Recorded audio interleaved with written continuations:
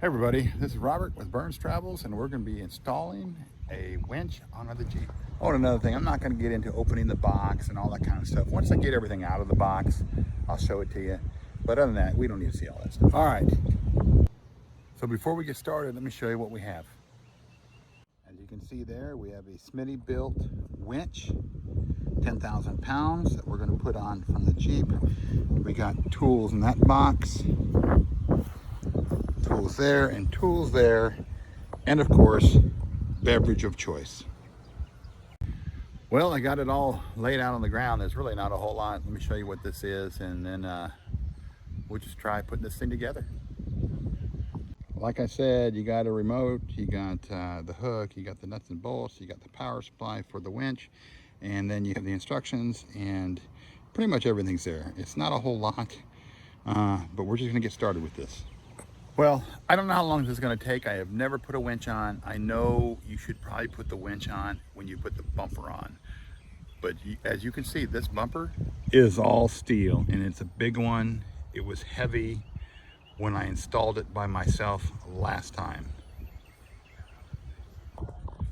So really for me, it's easier just to put it on with the bumper there. It will be a little difficult getting to the nuts and the bolts underneath it, but that's just the way things are.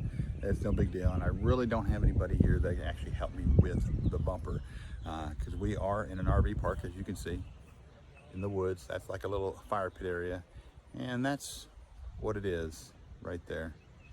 And here's, I'm trying not to do this fast, here's our RV right there. So, you know, it's a nice shaded spot, something to do today. And so let's get started with this. 2 hours later. Well, a few hours later, I'm still not done. I'm trying to get one bolt. There's always one that's a pain. And all I can say is if you have the opportunity to take the bumper off and put the winch on, do it. If you don't, it's gonna be harder. Just the way it is. I don't have someone that can help me lift the bumper up, so I'm doing it the hard way. All right, it hasn't been easy. Let me show you so far. I haven't even got it bolted down into the car yet, the bumper. But let me show you what was a real pain.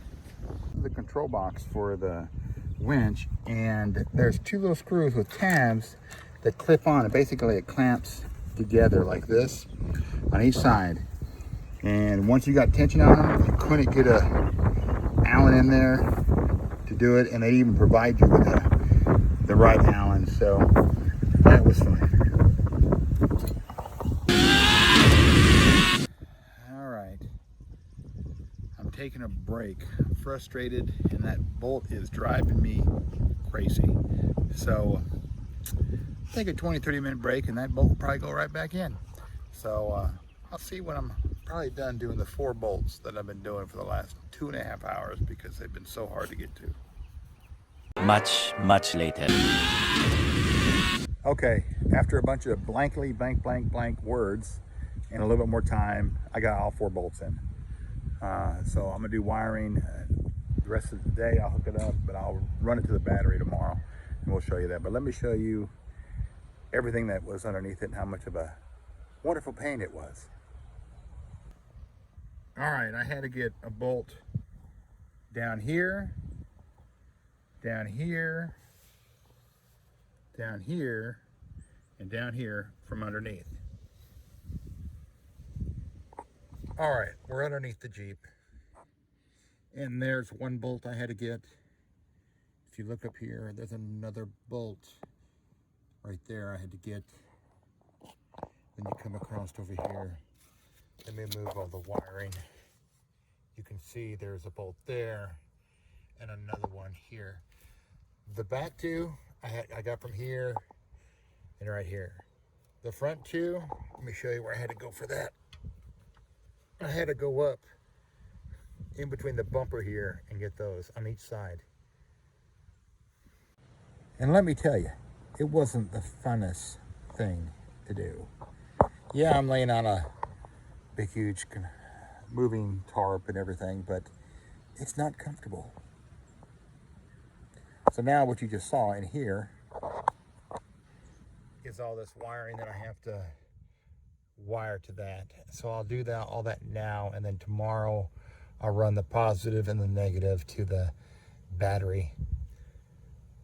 So I started at noon and it's almost 6 o'clock now. I took about a 30-minute break, and then I took about a 30-minute dinner. We had dinner and everything like that. So this took me approximately 5 hours to get to where I'm at right now. So if you can take the bumper off, it may be quicker. But like I said, I didn't have anybody to help me. Lisa helped me slide it up on top, but she couldn't lift the bumper. That's why we did it that way. So I'm gonna start wiring in this electrical part of this, and then we'll go from there. Day 2.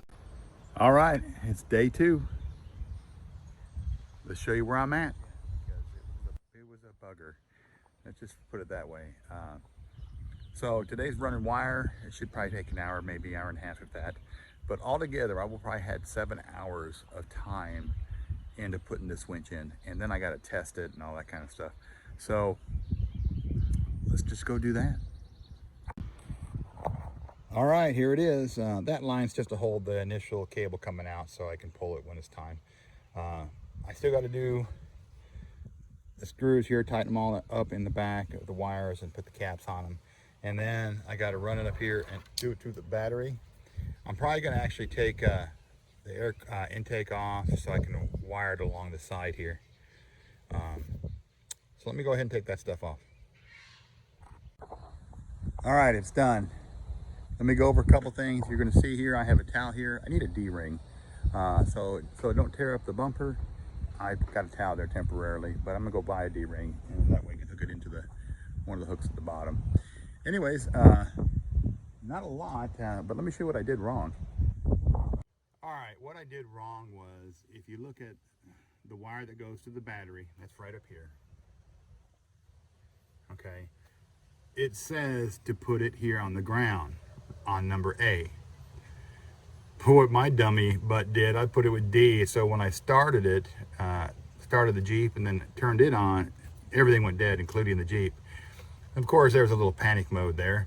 But I read this last night, and I'm doing it the next day, so I definitely made a mistake. So make sure you read the instructions 3 or 4 times, even right before you do it. Probably put a zip tie around the 2 wires here to keep them together. I think they're pretty good where they're at and everything, but I got to do that, and then pretty much I'm done with it. Again, the best thing I can say to do is, if you can have the bumper off and put the winch on, it will save you probably about 3 hours of time. So let me finish this up.